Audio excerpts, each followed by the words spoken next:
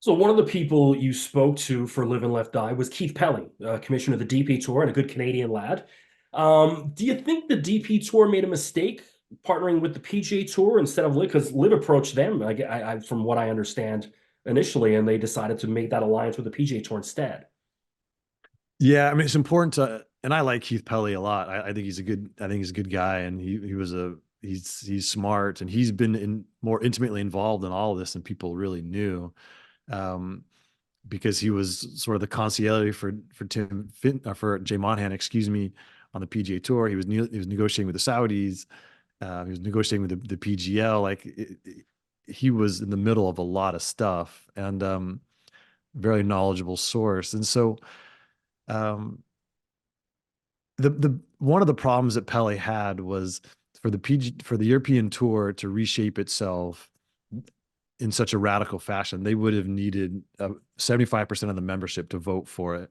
And the tour extends voting rights to past members. So they have a bunch of old farts who aren't even active players who still have a vote.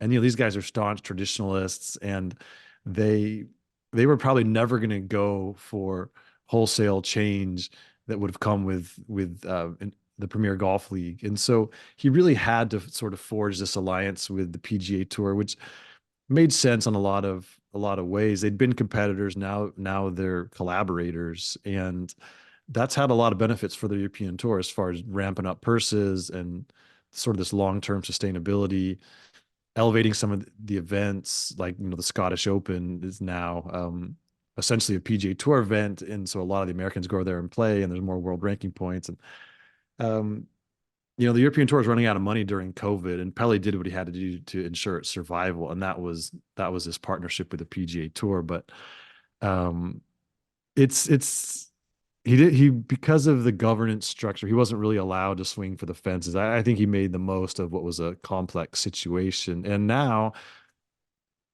the European Tour is going to be better capitalized than ever before because they are part of this investment, whether it's comes from the Saudis or it comes from private equity or Wall Street money. The European tours are going to enjoy that, so they're going to be in a much stronger position than they've ever been financially. So I think, in a very narrow sense, the job of Keith Pelly and Jay Monahan is to get their players paid, and they both have done that. There's been some strife; it's come at a cost, but they've been really effective in raising the purses, and that's what their players care about.